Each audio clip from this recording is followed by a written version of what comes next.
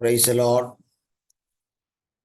കർത്താവായ യേശു ക്രിസ്തുവിന്റെ പരിശുദ്ധ നാമത്തിന് നന്ദിയോടെ സ്തോത്രം ചെയ്യുന്നു.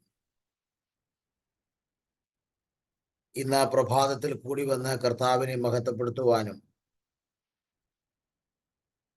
കർത്താവിന്റെ വചനം ശ്രവിപ്പാനുമൊക്കെയായി ദൈവം നമുക്ക് നൽകിയ വിലപ്പെട്ട അവസരത്തെ ഓർത്ത് കർത്താവിനെ മഹത്വപ്പെടുത്തുന്നു.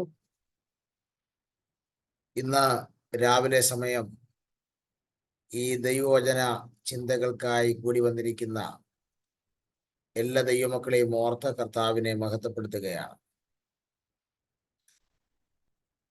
നിങ്ങൾക്കെല്ലാവർക്കും യേശു ക്രിസ്തുവിന്റെ വന്യപരിശുദ്ധ നാമത്തിലുള്ള ക്രിസ്തീയ സ്നേഹവന്ദനങ്ങൾ വിനീതമായി അറിയിക്കുന്നു. കർത്താവ് നമ്മെ എല്ലാവരെയും ധാരാളം സഹായിക്കുകയും അനുഗ്രഹിക്കുകയും ചെയ്യട്ടെ. പ്രാർത്ഥനയോടെ നമുക്ക് ദൈവവചന ധ്യാനത്തിലേക്ക് പ്രവേശിക്കാം. ഉൽപ്പത്തി പുസ്തകം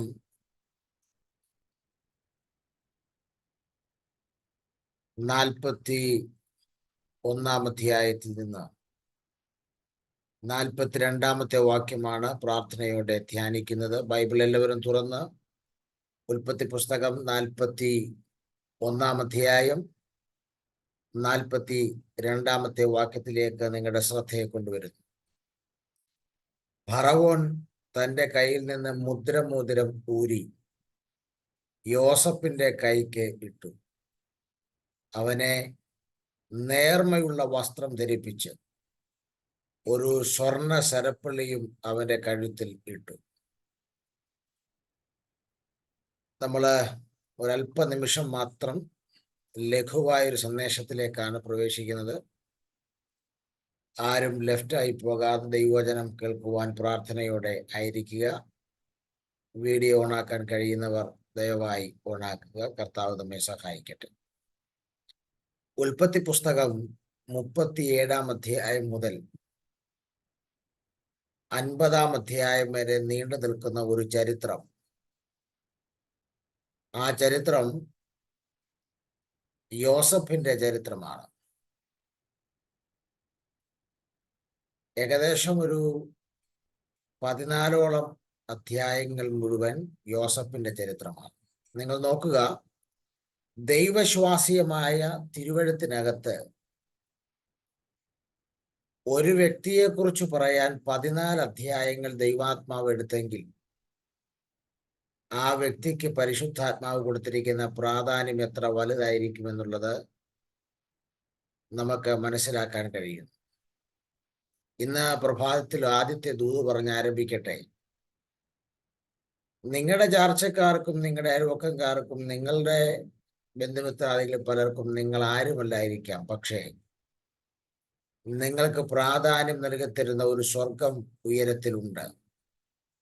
നിങ്ങൾ സ്വർഗത്തിന് VIP-കളായ പരിശുദ്ധാത്മാവിന് വളരെ പ്രാധാന്യമർഹിക്കുന്ന വ്യക്തികളാണ് എന്നുള്ളതിന് പലതരത്തിലുള്ള തെളിവുകൾ തിരുവെഴുത്തിലൂടെ കാണാൻ കഴിയുന്നുണ്ട്. സ്തോത്രം. ഇവിടെ യോസഫിനെ കുറിച്ച് പറയുമ്പോൾ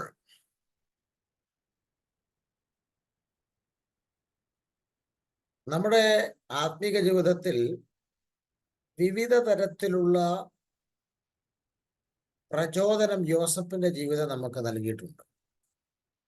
യോസഫിനെ കുറിച്ച് കേൾക്കാത്ത പ്രസംഗങ്ങൾ,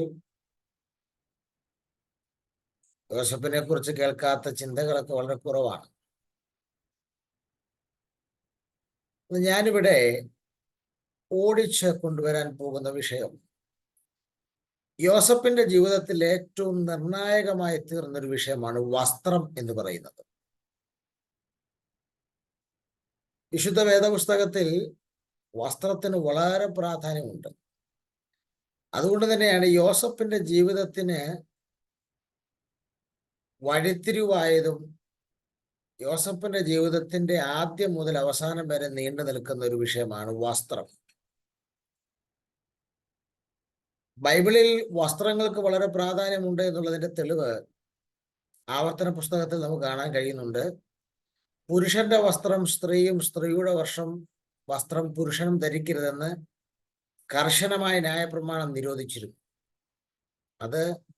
ബൈബിൾ വസ്ത്രത്തിന് കൊടുക്കുന്ന പ്രാധാന്യമാണ് ആ ഭാഗം ചൂണ്ടിക്കാണിക്കുന്നത്. കൂടാതെ പുതിയ നിയമത്തിലേക്ക് വരുമ്പോഴും വസ്ത്രത്തിന് വളരെ പ്രാധാന്യം കാണുന്നു. നേർമയുള്ള വസ്ത്രം, വിശേഷപ്പെട്ട വസ്ത്രം, രക്താംബരം കൊണ്ടുള്ള വസ്ത്രം, വെണ്മയാർന്ന വസ്ത്രം, ഇങ്ങനെ പലതരത്തിലുള്ള വസ്ത്രങ്ങളെ കുറിച്ചൊക്കെ കാണുന്നുണ്ട്.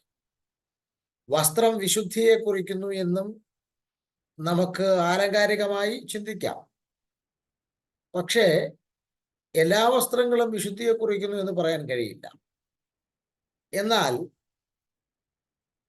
വസ്ത്രം എന്നതൊരു വിഷയം തന്നെയാണ് എന്ന് പറയാൻ കാരണം, വസ്ത്രം മാത്രമല്ല, വസ്ത്രം സൂക്ഷിപ്പുകാരൻ എന്നതും ഒരു വിഷയമാണ്.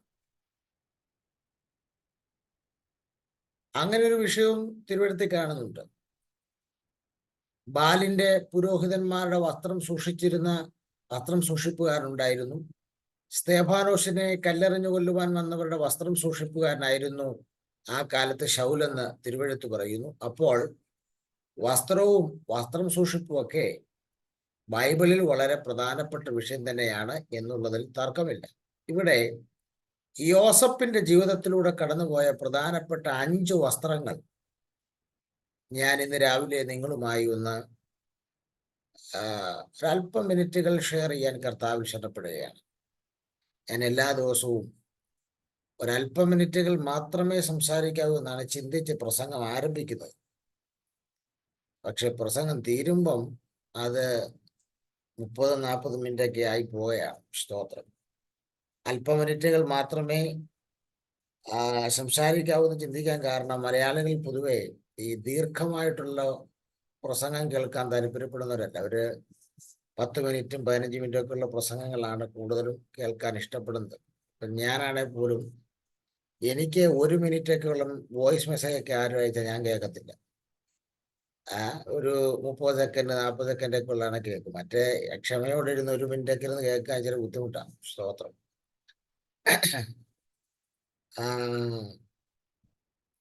അഥവാ കേൾക്കുകയാണെങ്കിൽ തന്നെ നമ്മൾ സ്പീഡിൽ ഓടിച്ചിട്ട് കേൾക്കും. അതാണ് പതിവ്. മലയാളികളുടെ ഒരു സ്വഭാവമാണത്. അത് തെറ്റോ ശരിയോ എന്നൊന്നും പറയാൻ വരികയല്ല ഞാൻ.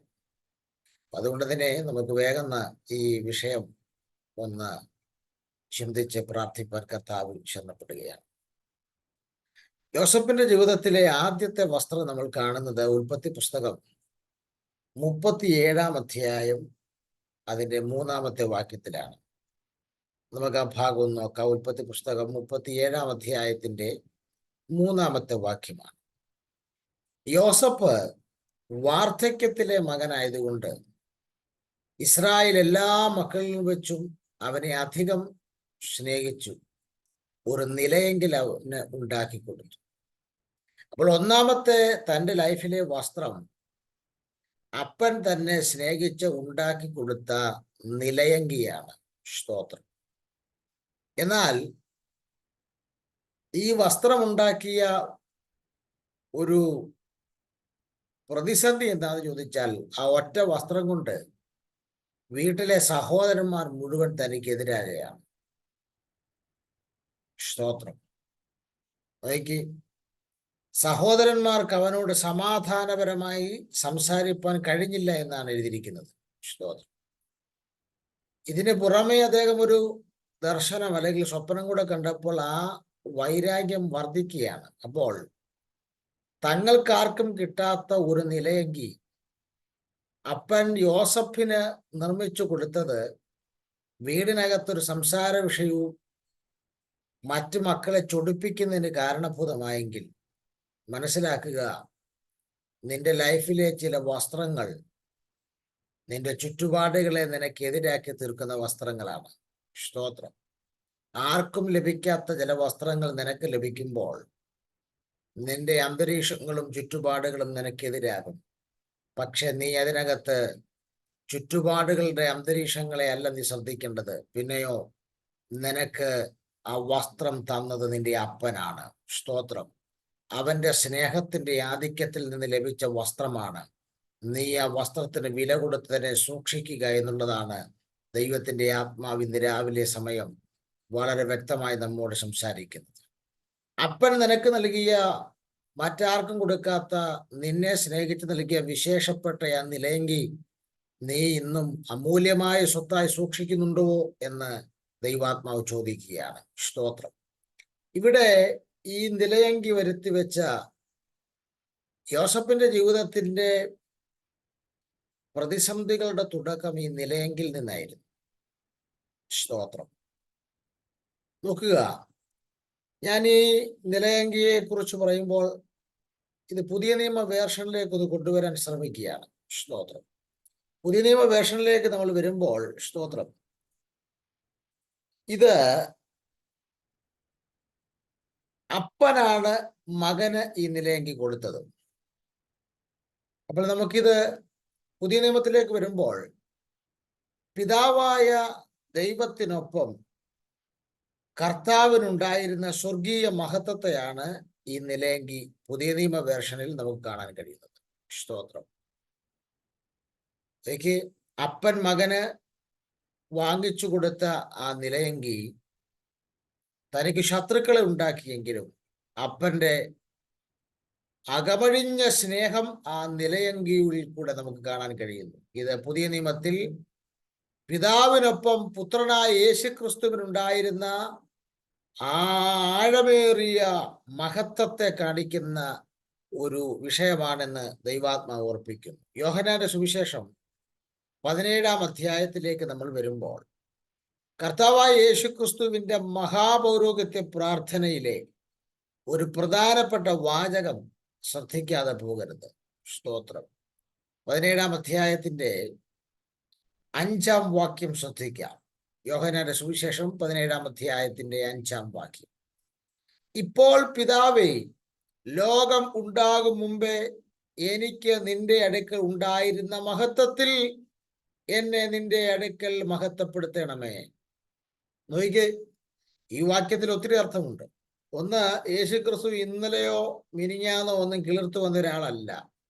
ലോകമുണ്ടാകുന്നതിന് മുൻപ്, പ്രപഞ്ചമുണ്ടാകുന്നതിന് മുൻപ്, സർവചരാചരങ്ങളും സൃഷ്ടിക്കപ്പെടുന്നതിന് മുമ്പ്, സ്വർഗങ്ങൾ സൃഷ്ടിക്കപ്പെടുന്നതിന് മുമ്പ് പിതാവിനൊപ്പം ഉണ്ടായിരുന്ന സമതുല്യനായ ആളത്വമാണ് കർത്താവായ യേശുക്രിസ്തു എന്ന് ഈ വാക്യം വ്യക്തമാക്കുന്നു.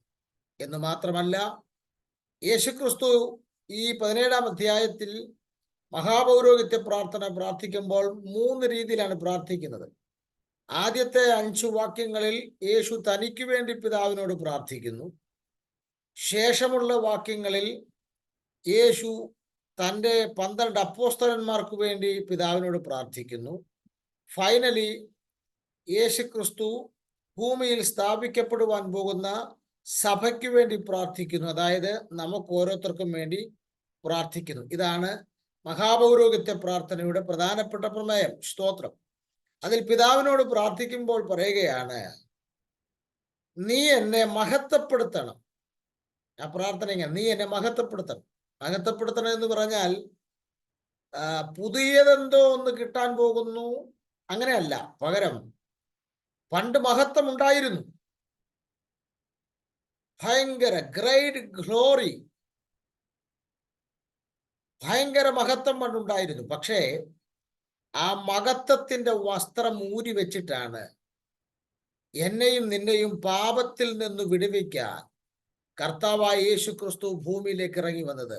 ഫിലിപ്പ് ലേഖനം 2-ാം അധ്യായത്തിൽ അത് വ്യക്തമാക്കുന്നുണ്ട്. ഒന്ന്, ദൈവരൂപത്തിൽ നിന്ന് ദാസരൂപത്തിലേക്ക് യേശുക്രിസ്തു വരികയാണ്.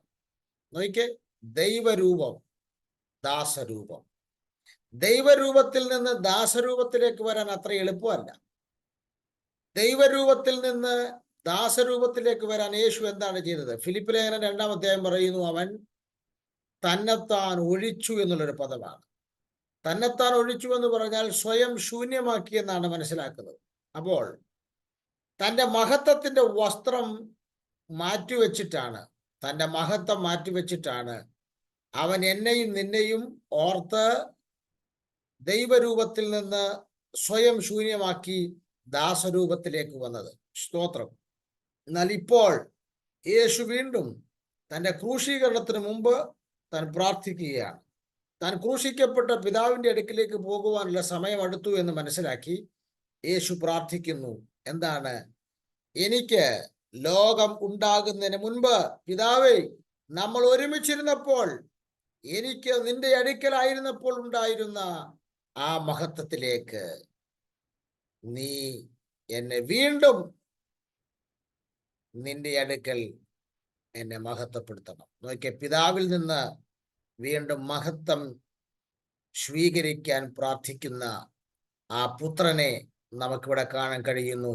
ഇതാ യോസഫ് അതെ അപ്പനിൽ നിന്ന് നിലയങ്കി സ്വീകരിച്ചതും യേശു ക്രിസ്തു പിതാവിനോട് ആ പണ്ടുണ്ടായിരുന്ന മഹത്വം വീണ്ടും തനിക്ക് ലഭിക്കേണ്ടതിനായി പ്രാർത്ഥിക്കുന്നതും തമ്മിൽ വലിയ സാദൃശ്യമാണ് നമുക്ക് കാണാൻ കഴിയുന്നത്. ഇന്ന് രാവിലെ കർത്താവായ യേശു ക്രിസ്തു പിതാവിനോട് പണ്ടുണ്ടായിരുന്ന മഹത്വം, നിന്റെ അടുക്കൽ എനിക്ക് ലോകം ഉണ്ടാകുന്നതിന് മുമ്പ് ഉണ്ടായിരുന്ന മഹത്വം വീണ്ടും നൽകി തരുവാൻ പ്രാർത്ഥിക്കുമ്പോൾ ഇന്ന് രാവിലെ ആരോർക്ക് ദൈവാത്മാവ് പറയുന്നു, നീ ആയിരിക്കുന്ന ദേശത്ത് നിന്റെ ചാർച്ചക്കാരുടെ നടുവിൽ ആർക്കുമില്ലാത്തൊരു മഹത്വം ദൈവം നിനക്ക് നൽകി തന്ന, ആർക്കുമില്ലാത്തൊരു ശ്രേഷ്ഠത, ആർക്കുമില്ലാത്ത ഒരു തേജസ്, ആർക്കുമില്ലാത്ത ദൈവിക മഹത്വം നൽകി തരുവാൻ പിതാവ് നിന്നെ സ്നേഹിക്കുന്നു. കാരണം നാമും പുത്രന്മാരാണ്. അബ്ബാ പിതാവ് എന്ന് വിളിക്കുവാനുള്ള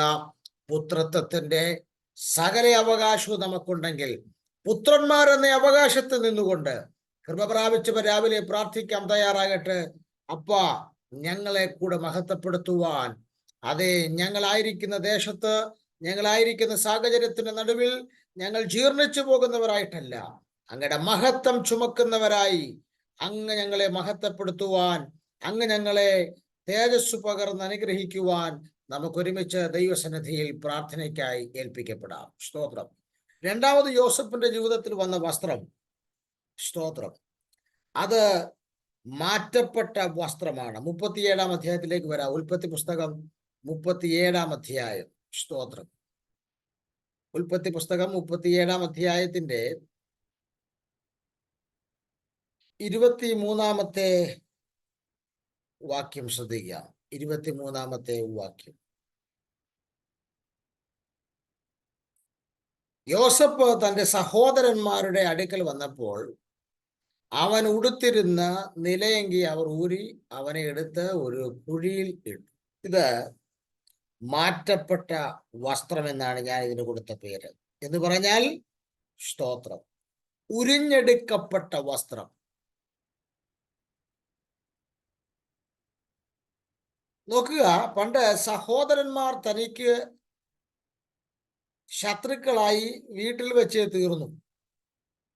പക്ഷെ വീട്ടിൽ വെച്ച് തന്നെ ഒന്നും ചെയ്യാൻ കഴിയാത്തത് കൊണ്ട് സഹോദരന്മാരുടെ ക്ഷേമം അന്വേഷിക്കാൻ അപ്പൻ ഭക്ഷണവുമായി പറഞ്ഞുവിട്ട യോസഫിനെ അവർ എന്ത് ചെയ്തു?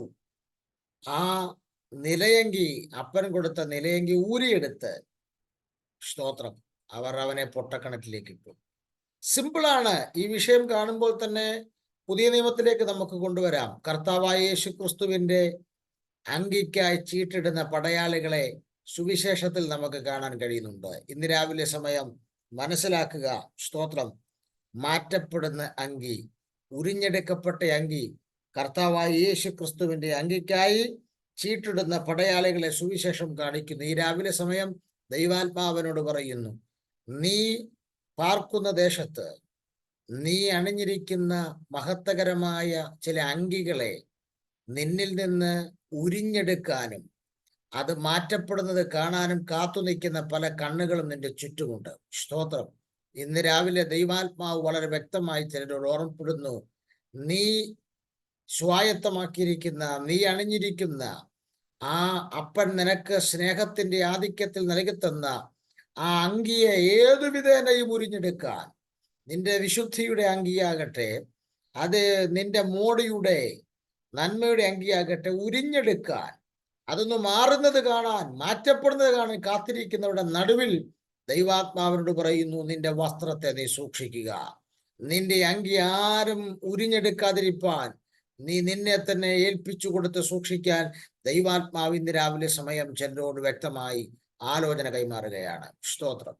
നോക്കുക, മൂന്നാമത് നമുക്ക് കാണാൻ കഴിയുന്നത് 39 അധ്യായത്തിന്റെ 12 വാക്യത്തിലാണ്. 39 അധ്യായത്തിന്റെ 12 വാക്യത്തിലാണ്. അവിടെ നമുക്ക് കാണാൻ കഴിയുന്നത്, അവൾ അവന്റെ വസ്ത്രം പിടിച്ചു, അവൾ അവന്റെ വസ്ത്രം പിടിച്ചു, എന്നോടുകൂടെ ശയിക്ക എന്ന് പറഞ്ഞു. എന്നാൽ അവൻ തന്റെ വസ്ത്രം അവളുടെ കയ്യിൽ വിട്ടേച്ചു പുറത്തേക്ക് ഓടിക്കളഞ്ഞു. നോക്ക്, മൂന്നാമത്തെ അങ്കി, സ്തോത്രം. മൂന്നാമത്തെ വസ്ത്രത്തെ നമുക്ക് ഉപേക്ഷിക്കപ്പെട്ട വസ്ത്രം എന്ന് വിളിക്കാം. ഉപേക്ഷിക്കപ്പെട്ട വസ്ത്രം. നോക്ക്, പാപം ചെയ്യുവാൻ തൻ്റെ യജമാനന്റെ ഭാര്യ തന്നെ നിർബന്ധിക്കുമ്പോൾ അവൾ കൈ നീട്ടി അവനെ പിടിക്കുമ്പോൾ അവിടെ ഉപേക്ഷിച്ചിട്ട്, ആ വസ്ത്രം അവിടെ ഉപേക്ഷിച്ചിട്ട് ഓടിപ്പോകുന്ന യോസഫിനെയാണ് കാണുന്നത്. എനിക്ക് യോസഫിനോടൊക്കെ വലിയ ബഹുമാനം തോന്നിപ്പോയി. കാരണം വ്യഭിചാരം ചെയ്യരുത് എന്നുള്ള ന്യായപ്രമാണം ഇല്ലാത്ത കാലഘട്ടമാണ്. അത് ന്യായപ്രമാണം കിട്ടിയിട്ടില്ല. യോസഫിന് വേണമെങ്കിൽ ചെയ്യാമായിരുന്നു, അത് പറഞ്ഞ് അതൊരു ന്യായം പറഞ്ഞ് ചെയ്യാമായിരുന്നു, ന്യായപ്രമാണം ഇല്ലല്ലോ എന്ന്. പക്ഷേ മനസാക്ഷിയുടെ പ്രമാണം ഉണ്ടായിരുന്നു, അതിനാണ് യോസഫ് വില കൊടുത്തത്. നോയിക്ക്, സാത്താന്റെ പരിപാടി എങ്ങനെയാണെന്നറിയാവോ? സാഹചര്യം, സാമീപ്യം, സമ്മർദ്ദം, ഇത് മൂന്നും ഒരുക്കി തരും. യോസഫിന് സാഹചര്യം ഉണ്ടായിരുന്നു, പൊത്തിഫറിന്റെ ഭാര്യയുടെ സമ്മർദ്ദം ഉണ്ടായിരുന്നു, അവളുടെ സാമീപ്യം ഉണ്ടായിരുന്നു. പക്ഷെ ഭക്തൻ പാപത്തിൽ വീഴാതിരിക്കാൻ ദൈവം എന്ത് ചെയ്തു? ഇത് മൂന്നും കൂടെ പിശാച് ഒരുക്കി കൊടുത്തപ്പോൾ യോസഫിന്റെ സമ്മതത്തെ ദൈവം തട്ടിക്കളഞ്ഞു. നോയിക്കേ, പാപത്തിൽ വീഴാൻ ആഗ്രഹിക്കാത്ത ഭക്തന്മാരെ കേൾക്കുന്നെങ്കിൽ സാത്താൻ ഈ മൂന്ന് കാര്യങ്ങളും നിനക്ക് ഒരുക്കി തന്നാൽ നാലാമത്തേതായ ദൈവം നിന്റെ സമ്മതത്തെ തട്ടി നിന്നെ സൂക്ഷിക്കുന്ന ദൈവമാണ്. നോയിക്കേ, പൊത്തിഫറിന്റെ ഭാര്യയുടെ മുമ്പിൽ നിന്ന് ഒരുപക്ഷെ അവളെ പ്രസാദിപ്പിച്ചാൽ കുറച്ചുകൂടെ സ്ഥാനക്കയറ്റം കിട്ടിയേക്കാം, ഭർത്താവിനോട് പറഞ്ഞ് കൂടുതൽ പാരിതോഷികങ്ങളൊക്കെ വാങ്ങിച്ചു കൊടുത്തേക്കാം. പക്ഷേ പാപത്തോട് കോംപ്രമൈസ് ചെയ്തിട്ടുള്ള ഒരു നന്മയും വേണ്ട എന്ന് ഭക്തൻ വെച്ചു. ഇന്ന് രാവിലെ സമയം എത്ര ദൈവമക്കൾക്ക് അങ്ങനെ ചിന്തിക്കാൻ കഴിയുന്നുണ്ട്? പാപത്തോട് കോംപ്രമൈസ് ചെയ്തിട്ടുള്ള ഒരു ഉയർച്ചയും ഒരു നന്മയും എൻ്റെ ലൈഫിൽ വേണ്ട എന്നൊരു തീരുമാനം ഈ സന്ദേശത്തിന്റെ മുന്നിൽ സമർപ്പണത്തോടെ എടുക്കാൻ എത്ര പേർ കഴിയുന്നുണ്ട്? അവരെ ഓർത്ത് ഞാൻ കർത്താവിനെ മഹത്വപ്പെടുത്തുകയാണ്. സ്തോത്രം. നോയിക്കേ, ഒരു കാര്യം വളരെ വ്യക്തമാണ് ആ ഭാഗത്തുനിന്ന്. എന്താണ്? സ്തോത്രം. ഞാൻ ഇങ്ങനെ ചിന്തിക്കാറുണ്ട്, പൊത്തിഫറിന്റെ ഭാര്യയുടെ മുമ്പിൽ നിന്ന് ഇറങ്ങി ഓടുവാൻ, പൊത്തിഫറിന്റെ ഭാര്യയുടെ മുമ്പിൽ നിന്ന് ഇറങ്ങി ഓടുവാൻ യോസഫിനെ ശക്തിപ്പെടുത്തിയ ശക്തിയുടെ പേരാണ് പരിശുദ്ധാത്മാവ്. ഇന്ന് രാവിലെ സമയം പാപം മുമ്പിൽ വരുമ്പോൾ അതിന്റെ മുമ്പിൽ നിന്ന് ഓടിപ്പോകുവാൻ നിന്നെ ശക്തിപ്പെടുത്തുന്നവന്റെ സാന്നിധ്യമാണ് കാര്യസ്ഥനായ പരിശുദ്ധാത്മാവ്. ഇന്ന് രാവിലെ സമയം ആ സാന്നിധ്യത്തിന്റെ മുന്നിൽ വിധേയപ്പെടുന്നവരെ ഓർത്ത് കർത്താവിനെ മഹത്വപ്പെടുത്തുകയാണ്. ഞാൻ മടങ്ങി വരട്ടെ. ഇവിടെ ഉപേക്ഷിക്കപ്പെടുകയാണ്. തൻ്റെ അങ്കി, പാപത്തിന്റെ ആ വസ്ത്രം ഉപേക്ഷിക്കപ്പെടുന്നതായിട്ടാണ് നമുക്ക് കാണാൻ കഴിയുന്നു. സ്തോത്രം. ഒരു കാര്യം വളരെ വ്യക്തമാണ്, അത് ഒരു സ്ത്രീയുടെ മുമ്പിലുള്ള വലിയ വിജയമാണ് യോസഫ് ഈ ഉപേക്ഷിക്കപ്പെട്ട വസ്ത്രത്തിലൂടെ അവിടെ ചെയ്തെടുത്തത്. ഇത് കർത്താവായ യേശുക്രിസ്തുവുമായി നമുക്ക് കണക്ട് ചെയ്യുമ്പോൾ, ഇത് കർത്താവായ യേശുക്രിസ്തു സാത്താനാൽ പരീക്ഷിക്കപ്പെട്ടിട്ട് ആ പരീക്ഷയുടെ മേൽ താൻ കൈവരിച്ച പൂർണ്ണ വിജയത്തെ കുറിക്കുകയാണ്. നോയിക്കേ, കർത്താവായ യേശുക്രിസ്തു സാത്താനാൽ പരീക്ഷിക്കപ്പെട്ടു, 40 ദിവസങ്ങൾ പരീക്ഷിക്കപ്പെട്ടു. കർത്താവ് വചനം കൊണ്ട് പരീക്ഷയുടെ മേൽ പൂർണ്ണ വിജയം നൽകിയതിനെ ഈ ഭാഗം കാണിക്കുകയാണ്. നോക്ക്, പൊത്തിഫറിന്റെ ഭാര്യയാൽ പരീക്ഷിക്കപ്പെട്ട യോസഫ് അതിന്മേൽ പൂർണ്ണ ജയമെടുത്തതുപോലെ ഇതാ കർത്താവായ യേശുക്രിസ്തു തന്നെ പരീക്ഷിച്ച് സാത്താന്റെ മുമ്പിൽ അതേ ആയുധവർഗം അവനെ വെപ്പിച്ച് വചനം കൊണ്ട് കർത്താവ് പൂർണ്ണ ജയമെടുക്കുന്നതാണ് ഉപേക്ഷിക്കപ്പെട്ട വസ്ത്രം കാണാൻ കഴിയുന്നത്. സ്തോത്രം. നാലാമതായി നമുക്ക് നോക്കുമ്പോൾ, സ്തോത്രം, യോസഫിന്റെ ലൈഫിലേക്ക് വന്ന നാലാമത്തെ വസ്ത്രം ഉൽപ്പത്തി പുസ്തകം 41 അധ്യായത്തിലേക്ക് നമ്മൾ വരുമ്പോൾ 41 അധ്യായത്തിന്റെ 14 വാക്യം. സ്തോത്രം. ഉടനെ ഫറവോൻ ആളയച്ച് യോസഫിനെ വിളിപ്പിച്ചു. അവർ അവനെ വേഗത്തിൽ കുണ്ടറയിൽ നിന്ന് ഇറക്കി. അവൻ ക്ഷൗരം ചെയ്യിച്ചു, വസ്ത്രം മാറി ഫറവോന്റെ അടുക്കൽ വന്നു. നോക്ക്, കാരാഗ്രഹത്തിന്റെ വസ്ത്രം, ആ വസ്ത്രമാണ് ഇവിടെ മാറിയതായി പറയുന്നത്. കാരാഗ്രഹ വസ്ത്രം. നോക്കിക്കേ, അപ്പൻ കൊടുത്ത നിലയെങ്കിൽ തുടങ്ങി, സ്തോത്രം, നിലയെങ്കിൽ നിന്ന് ഉരിഞ്ഞെടുക്കപ്പെട്ട വസ്ത്രത്തിലേക്ക് വന്ന് ഉപേക്ഷിക്കപ്പെട്ട വസ്ത്രവും കഴിഞ്ഞ് ഇപ്പോൾ ഇതാ 4ാമത്തെ വസ്ത്രം, കാരാഗ്രഹത്തിന്റെ വസ്ത്രം. പാപത്തോട് കോംപ്രമൈസ് ചെയ്യാത്ത ഭക്തന് ലഭിച്ചത് അത് ആദരവുകളും ബഹുമാനങ്ങളും പാരിതോഷികങ്ങളുമല്ല, പകരം കാരാഗ്രഹത്തിന്റെ വസ്ത്രമാണ്. ഇന്ന് രാവിലെ കർത്താവിനോട് പറയുന്നു, നീ പാപത്തോട് പ്രാണത്യാഗത്തോളം എതിർക്കുമ്പോൾ നിനക്ക് ലഭിക്കുന്നത് പലപ്പോഴും കല്ലേറുകളും അപമാനങ്ങളും ദൂഷണങ്ങളും കാരാഗ്രഹ വസ്ത്രങ്ങളും ഒക്കെ ആയിരിക്കാം. പക്ഷേ അതിനൊന്നും നിന്നെ പിടിച്ചൊതുക്കാൻ പറ്റുകയില്ല. കാരണം അതിനകത്തു നിന്നൊക്കെ നിന്നെ പുറത്തു കൊണ്ടുവരാൻ കരുത്തനായൊരു ദൈവത്തെയാണ് നീ സേവിക്കുന്നത്. സ്തോത്രം. ഒരു ഷോർട്ട് ടൈമിലേക്കുള്ള ഈ ഞെരുക്കത്തെ, ഈ പ്രതിസന്ധിയൊന്നും നീ വകവെക്കണ്ട. കാരാഗ്രഹത്തിന്റെ വസ്ത്രം അധികം സമയം നിന്റെ ശരീരത്തിൽ കിടക്കാൻ സമ്മതിക്കാത്തൊരുവൻ ഉയരത്തിൽ നിനക്കുണ്ടെന്ന് ദൈവാത്മാവ് വളരെ വ്യക്തമായി രാവിലെ ഇടപെടുകയാണ്. സ്തോത്രം. നോക്കുക, വളരെ വ്യക്തമാണ്. അതെ, കുറ്റക്കാരനെന്ന് വിധി എഴുതിയ യോസഫിനെ ജയിലിലേക്ക് കൊണ്ടുപോകുമ്പോൾ അവർ ധരിപ്പിച്ച വസ്ത്രമാണ് കാരാഗ്രഹ വസ്ത്രം. ഞാനിങ്ങനെ ചിന്തിച്ചു, യോസഫ് ഒരു നിസ്സഹായ അവസ്ഥയിലായിപ്പോയി. കാരണം തന്റെ യജമാനനായ പൊത്തിഫർ വന്നപ്പോൾ അവന്റെ ഭാര്യ യോസഫിനെതിരെ പരാതി പറഞ്ഞു. യോസഫിന്റെ അവസ്ഥ വളരെ നിസ്സഹായ അവസ്ഥയാണ്. കാരണം തെറ്റ് ചെയ്തില്ലെന്ന് തെളിയിക്കാൻ തൻ്റെ ഒരു തെളിവുമില്ല. പക്ഷെ ചെയ്യാത്ത തെറ്റ് താൻ ചെയ്തെന്ന് തെളിയിക്കാൻ പൊത്തിഫറിന്റെ ഭാര്യയുടെ കയ്യിൽ തൻ്റെ വസ്ത്രത്തിന്റെ ഒരു കഷ്ണമുണ്ട്. ആരോടൊക്കെ കർത്താവ് ഇടപെടുന്നു, നീ തെറ്റ് ചെയ്തിട്ടില്ല, നീ അങ്ങനെ പറഞ്ഞിട്ടില്ല, ചെയ്തിട്ടില്ല, സംസാരിച്ചിട്ടില്ല എന്ന് തെളിയിക്കാൻ നിന്റെ ഒരു തെളിവും കാണുകയില്ല. പക്ഷെ നീ ചെയ്യാത്ത കാര്യം ചെയ്തു എന്ന് പറയാൻ നിന്റെ ശത്രുക്കളുടെ കയ്യിൽ പല തെളിവും കാണും. പല അങ്കിയുടെ അതേ കഷ്ണങ്ങളും ഒക്കെ കണ്ടേക്കാം. സ്തോത്രം. കുറ്റം ചെയ്തു എന്നാരോപിച്ച് ഭക്തനെ ജയിലിലേക്ക് കൊണ്ടുപോകുമ്പോൾ അവനെ ധരിപ്പിച്ചതാണ് കാരാഗ്രഹത്തിന്റെ വസ്ത്രം. സ്തോത്രം. പക്ഷെ ഒരു കാര്യം വളരെ വ്യക്തമായി ദൈവാത്മാവ് രേഖപ്പെടുത്തുന്നു, ആ വസ്ത്രം അവന്റെ ശരീരത്തെ ഊരിയെടുക്കാൻ ദൈവം അവന് മേത്തരമായൊരു സ്വപ്ന വ്യാഖ്യാനത്തിന്റെ കൃപയെ കൊടുത്തു. നോക്കിക്കേ, ഇന്ന് രാവിലെ കർത്താവിനോട് പറയുന്നു, ശത്രു നിന്നെ കാരാഗ്രഹത്തിന്റെ വസ്ത്രം ധരിപ്പിക്കുമ്പോൾ ആ വസ്ത്രത്തെ നിന്റെ ശരീരത്തിൽ നിന്ന് ഊരി മാറ്റാൻ ദൈവം നിനക്ക് അതിന് മുൻപേ കൃപ നൽകി തരും. അത് സ്വപ്ന വ്യാഖ്യാനത്തിന്റെ കൃപയെങ്കിൽ, അത് പ്രവചനത്തിന്റെ എങ്കിൽ, അത് വെളിപ്പാടിന്റെ എങ്കിൽ, അത് ഏതു വസ്ത്രമാണോ ദുഷ്ട പിശാചി നിന്നെ ധരിപ്പിക്കുന്നത്, ആ വസ്ത്രത്തെ നിന്നിൽ നിന്ന് ഊരി മാറ്റിയെടുക്കാൻ, ആ കാരാഗ്രഹ വസ്ത്രത്തെ നിന്നിൽ നിന്ന് നിശേഷം നീക്കിക്കളയാൻ ആ വസ്ത്രം നിന്റെ മേൽ വരുന്നതിന് മുൻപേ അവൻ ആ വസ്ത്രം നീക്കാനുള്ള കൃപ നിന്റെ മേൽ പകർന്നിരിക്കുമെന്നുള്ളത് ദൈവാത്മാവ് ഇന്ന് രാവിലെ സമയം ഇടപെടുകയാണ്. ആ കൃപയാണ് സ്വപ്ന വ്യാഖ്യാനത്തിന്റെ കൃപ. സ്തോത്രം.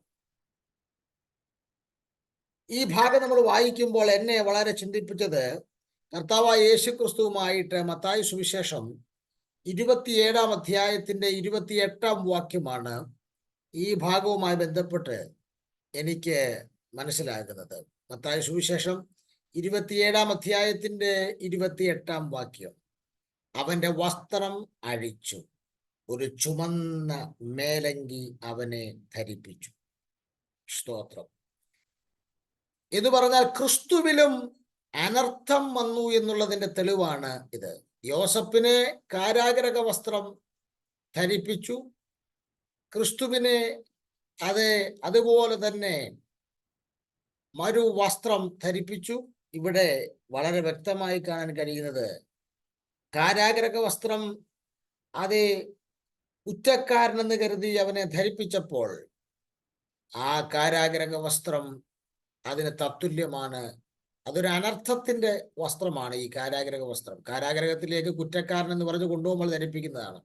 കർത്താവായ യേശു ക്രിസ്തുവിനെയും അത് ഒരു വലിയ അനർത്ഥം കർത്താവിന് നേരിട്ടു. ക്രൂശീകരണം എന്ന ഒരു അനർത്ഥം. ആ അനർത്ഥത്തിന്റെ വസ്ത്രമാണ് ഇവിടെ നമ്മൾ വായിച്ചു മത്തായി 27:28. അവന്റെ വസ്ത്രം അഴിച്ചു, ഒരു ചുമന്ന മേലങ്കി ധരിപ്പിച്ചു. കണ്ടോ, കർത്താവായ യേശു ക്രിസ്തുവിനും യോസഫിന്റെ ലൈഫിൽ വന്നതുപോലെ ഒരു അനർത്ഥം വന്നിരിക്കുകയാണ്. അനർത്ഥം എന്ന് പറയാവുന്ന അറിയില്ല, എങ്കിലും അത് ഒരു അനർത്ഥം തന്നെയാണ്. എങ്കിലും കർത്താവ് അനർത്ഥത്തെ അത് സ്വയം മനസ്സോടെ ഏറ്റെടുക്കുക മാനവകുലത്തിന്റെ രക്ഷയ്ക്ക് വേണ്ടി. സ്തോത്രം. നോക്കുക, 5-ാമത്തെ വസ്ത്രം യോസഫിന്റെ ലൈഫിൽ വന്നതാണ്. നമ്മൾ വായിച്ച കുറുവാക്യം 41-ാം അധ്യായം. സ്തോത്രം. ഉൽപ്പത്തി പുസ്തകം 41-ാം അധ്യായത്തിന്റെ 42-ാമത്തെ വാക്യം.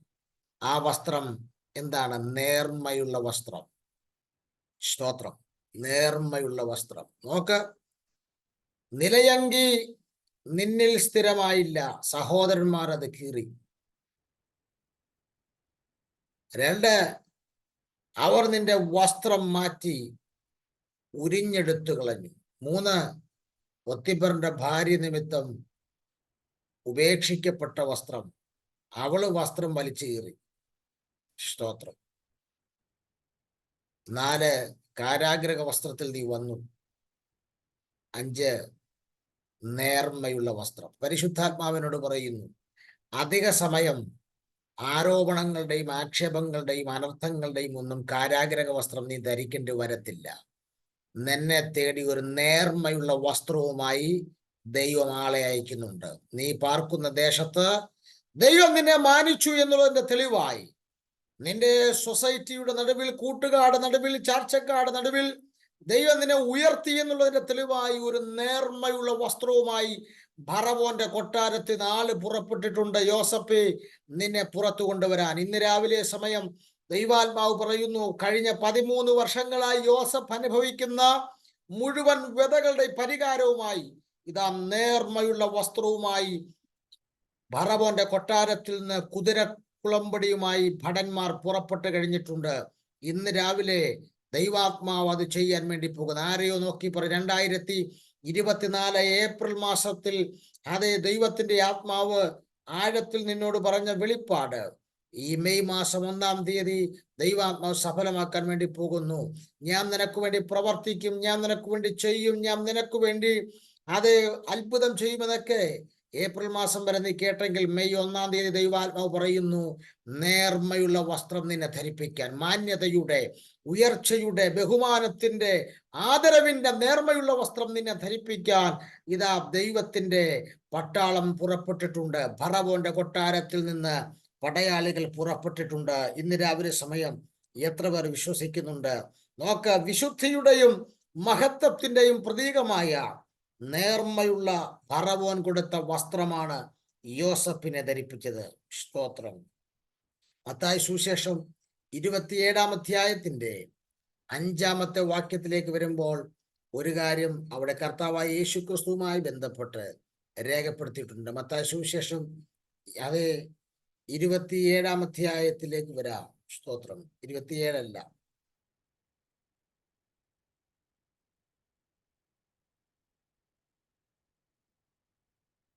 കർത്താവായ യേശു ക്രിസ്തുവിനെ വളരെ വ്യക്തമായി രേഖപ്പെടുത്തിയിരിക്കുന്നത് നിർമ്മല ശീലയിൽ പൊതിഞ്ഞു എന്നാണ്. സ്തോത്രം. അവരവിടെ ചെല്ലുമ്പോൾ കർത്താവിനെ പൊതിഞ്ഞ ആ ശീലകൾ മാത്രമേ ആ സഹോദരിമാർ ആ കല്ലറയിൽ കണ്ടുള്ളൂ. അപ്പോൾ ഒരു കാര്യം വളരെ വ്യക്തമാണ്. സ്തോത്രം. കർത്താവിനെ അവർ അടക്കം ചെയ്തത് ഒരു നിർമ്മല ശീലയിൽ പൊതിഞ്ഞാണ്. സ്തോത്രം. ഇന്ന് രാവിലെ ദൈവത്തിന്റെ ആത്മാവ് വളരെ ക്ലിയറായി പറയുന്നു. സ്തോത്രം. ചില ആളുകളെ തേടി ഒരു നിർമ്മല വസ്ത്രം വരികയാണ്. സ്തോത്രം. കർത്താവായ യേശു ക്രിസ്തുവിനെ അവർ ഒരു നിർമ്മല ശീലയിൽ പൊതിഞ്ഞ് അരിമത്യക്കാരനായ യോസഫിന്റെ കല്ലറയിൽ വെച്ചു. ആ നിർമ്മല ശീല അവിടെ മടക്കി അടക്കി വെച്ചിട്ടാണ് കർത്താവ് ഉയർത്തെഴുന്നേറ്റത്. ലോകം കൊടുക്കുന്ന നിർമ്മല ശീല കർത്താവിന് വേണ്ട. കർത്താവിന് വേണ്ടി പിതാവ് ഒരുക്കിയിരിക്കുന്ന അതിമനോഹരമായ പദവികൾ അതാണ് എഫീസ് ലേഖനം പറയുന്നത്, സകലത്തിലും മീതെ അവനെ ഇരുത്തി. ഈ രാവിലെ സമയം നിരാശയുടെ പടുകുഴികളൊക്കെ നമുക്ക് ഗുഡ് ബൈ പറയാം. സാഹചര്യങ്ങളെ നോക്കി എന്നെ ഒതുക്കണ്ട എന്ന് ആത്മാവിൽ പ്രഖ്യാപിക്കാം. ആദ്യ അന്തരീക്ഷത്തെ നോക്കി എന്നെ ഇല്ലാതാക്കാൻ ശ്രമിക്കേണ്ടത് ആത്മാവിൽ പ്രഖ്യാപിക്കാം. ദൈവം നിനക്ക് വേണ്ടി നേർമയുള്ള വസ്ത്രം ഇതാ ധരിപ്പിച്ചു കഴിഞ്ഞു. ഞാനിങ്ങനെ ചിന്തിക്കാറുണ്ട്, യോസപ്പേ, സഹോദരന്മാർ നിന്നെ പൊട്ടക്കുഴിയിലേക്ക് വലിച്ചെറിഞ്ഞപ്പോൾ തന്നെ സ്വർഗം നിനക്ക് നേർമയുള്ള വസ്ത്രം തയ്പ്പിച്ചു കഴിഞ്ഞു. നോക്കി, നീ പ്രതിസന്ധിയുടെ ആഴത്തിലേക്ക് വീഴുന്നതിന് മുൻപേ നിന്നെ ധരിപ്പിക്കാനുള്ള നേർമയുടെ വസ്ത്രം സ്വർഗം ഒരുക്കി കഴിഞ്ഞു. ആകയാൽ ഇന്ന് രാവിലെ നമുക്കതിനായി വിധേയപ്പെടുത്താം. പ്രാർത്ഥനയ്ക്കായി തലകൾ വണക്കാം, കണ്ണുകൾ മൂടാം, പ്രാർത്ഥിക്കാം. എല്ലാവരും പ്രാർത്ഥിക്കുമ്പോൾ കേൾക്കപ്പെട്ട ദൈവ ആലോചനകളെ വഹിച്ചുകൊണ്ട് പരിശുദ്ധാത്മാവ് ഉള്ളത്തിൽ ഹേമിക്കുന്ന ഒരാൾക്ക് 1 സെക്കൻഡ് പോലും കളയാതെ ശബ്ദമുയർത്തി പ്രാർത്ഥിച്ച് നമുക്ക് യോഗം അവസാനിപ്പിക്കാം. കാരുണ്യവാനായ ദൈവമേ, സ്വർഗീയ പിതാവേ, നല്ല പ്രഭാത സമയത്തിനായി അങ്ങേ സ്തുതിക്കുന്നു, സ്തോത്രം ചെയ്യുന്നു കർത്താവേ. അവിടുത്തെ തിരുവചനത്തിന് മുൻപാകെ അടിയങ്ങളെ പരിപൂർണമായി താഴ്ത്തുന്നപ്പ കർത്താവെ, യോസഫിന് നൽകിയ കർത്താവെ, മാനിക്കപ്പെട്ട കർത്താവെ, ആ അങ്കിക്കായി അടിയങ്ങൾ വാഞ്ചിക്കുന്നു കർത്താവെ. കർത്താവെ, അങ്ങയുടെ രാജ്യത്തിന് വേണ്ട വിധം പ്രയോജനപ്പെടുവാൻ ഞങ്ങൾ ഓരോരുത്തരെ അങ്ങ് സഹായിക്കണമേ അപ്പ. കർത്താവെ, കഴിഞ്ഞ നാളുകളിൽ ഞങ്ങളിൽ നിന്നും വന്നുപോയ തെറ്റുകളോ കുറ്റങ്ങളോ കർത്താവെ, ഇതിന് പ്രതികൂലമായി തീരുവാൻ സ്വർഗം ഇടയാക്കരുതേ. ഞങ്ങളുടെ സകല പാപങ്ങളെയും പോക്കി അങ്ങ് ഞങ്ങൾക്ക് വേണ്ടി ജീവനെ തന്നവനായ യേശുവേ, അവിടുത്തെ കരങ്ങളിൽ ഞങ്ങൾ ഓരോരുത്തരെ സമർപ്പിക്കുന്നപ്പ. അവിടുത്തെ സാന്നിധ്യത്തിനായി സ്തോത്രം. അങ്ങയുടെ മാന്യതയ്ക്കായി കർത്താവെ, ഞങ്ങളെ അങ്ങ് മാനിക്കുന്ന കൃപയ്ക്കായി സ്തോത്രം ചെയ്യുന്നു. സകലതും അങ്ങയുടെ നാമ മഹത്വത്തിനായി തീരണം. യേശുവിന്റെ നാമത്തിൽ തന്നെ പിതാവേ, ആമേൻ. കർത്താവ് പ്രാർത്ഥനയും യാചനയും കേട്ടതിനായി സ്തോത്രം ചെയ്യാം. സ്തോത്രം, സ്തോത്രം, സ്തോത്രം, സ്തോത്രം. പിതൃപുത്ര പരിശുദ്ധാത്മാവാം ത്രിയേക ദൈവത്തിന്റെ കൃപയും സമാധാനങ്ങളും ആശീർവാദങ്ങളും പ്രാർത്ഥിച്ച വിഷയങ്ങളോടും കേട്ട ദൈവവചനത്തോടും പിരിയുന്ന നാം ഓരോരുത്തരോടും ദൂരത്തും ചാരത്തുമുള്ള എല്ലാ സമശിഷ്ടങ്ങളോടും കർത്താവായ യേശു ക്രിസ്തുവിന്റെ 2ാമത്തെ മേഘപ്രത്യക്ഷത വരെ ഇന്നും എന്നേക്കും ഉണ്ടായിരിക്കുമാറാകട്ടെ. ആമേൻ. യേശു ക്രിസ്തു മുഖാന്തരം ജയം നൽകി പിതാവിനെ ശക്തിയോടെ സ്തുതിക്കാം. ഹല്ലേലൂയ, ഹല്ലേലൂയ, ഹല്ലേലൂയ. ആമേൻ. കർത്താവായ യേശുവേ, വേഗം വരണമേ. എല്ലാവർക്കും സമാധാനം, വന്ദനം. കർത്താവ് വചനങ്ങളാൽ നമ്മെ സഹായിക്കട്ടെ. God bless you and thank you all.